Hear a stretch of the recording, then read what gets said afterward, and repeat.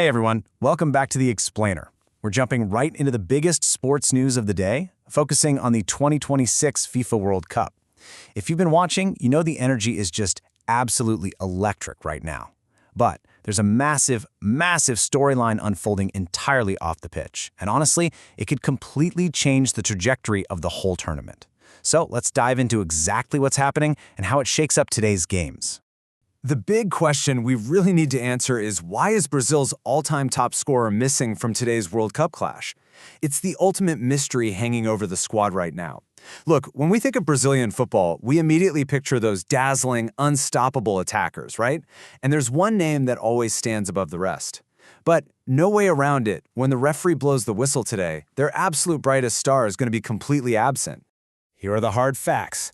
Neymar Jr. will officially miss Friday's incredibly crucial Group C clash against Haiti over in Philadelphia. And you know, this isn't just some wild rumor or a last-minute game-time decision. The Brazilian Football Confederation has confirmed it. He's not even traveling with the squad for this one. For a team that literally carries the hopes of an entire football-obsessed nation, walking into a World Cup match without your main guy, that is a monumental hurdle. To really wrap our heads around the massive void he leaves behind, consider the number 79.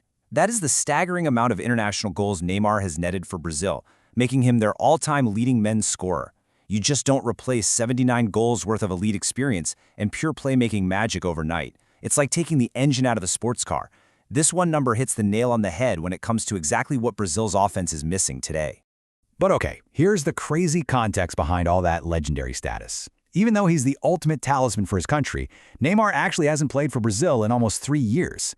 Yeah, let that sink in for a second. The literal focal point of their offense hasn't worn that iconic yellow jersey in a competitive international match in roughly 36 months because of a tough string of physical setbacks. So this absence today, it's not actually a sudden shock. It's a long-term issue the national team has been aggressively trying to manage for quite a while now. Section 1. Anatomy of the injury. So what exactly sidelined him this time around? Well, the whole thing started back on May 17th. Neymar was playing for his club, Santos, against Curitiba, and he suffered a calf injury during a 3-0 defeat. Fast forward to early June, and he was stuck doing indoor rehab with the physios at Brazil's training base. Which brings us to today, June 18th. He's currently stationed in New Jersey, grinding through the final, crucial stages of his rehab instead of lacing up his boots for the match. Just to be crystal clear on his whereabouts, let's read the official statement from the CBF. Quote, "He will remain in New Jersey to make the most of the final stage of his recovery, making use of the excellent facilities at the Ridge Hotel and the Columbia Park Training Center," end quote. So rather than dealing with the travel fatigue of flying to Philly, he's hunkered down in New Jersey, using top-tier medical facilities to get that calf back to a true 100%. Section 2. The road to recovery.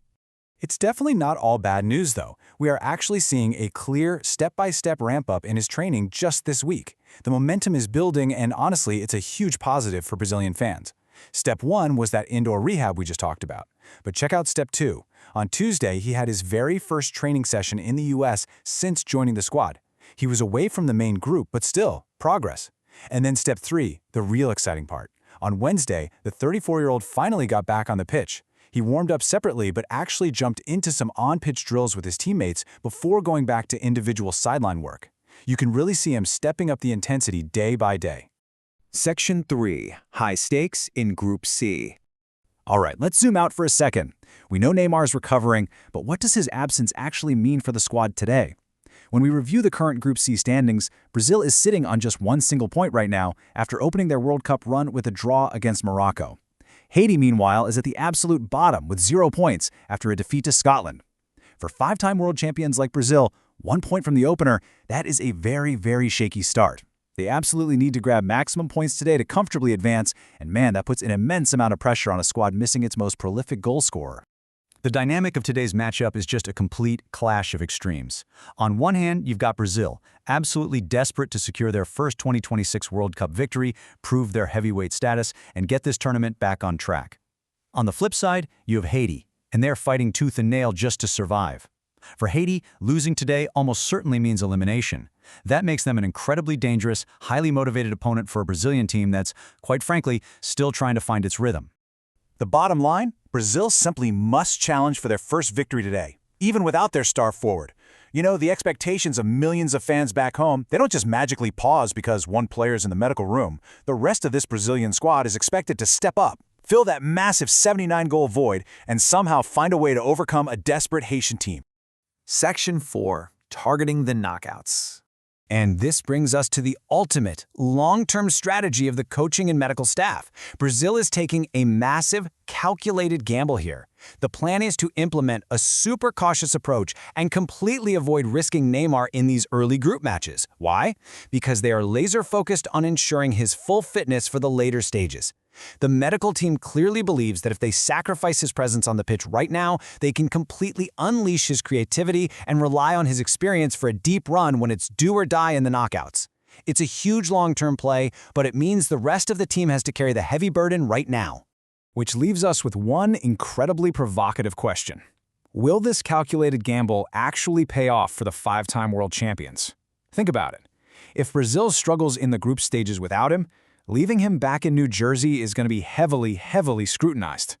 But if they survive and a fully fit Neymar leads them to glory in the knockouts, it's going to be hailed as an absolute masterstroke. We'll just have to watch and see how Brazil's World Cup campaign unfolds from here. Thanks so much for joining me for this explainer, and enjoy the match.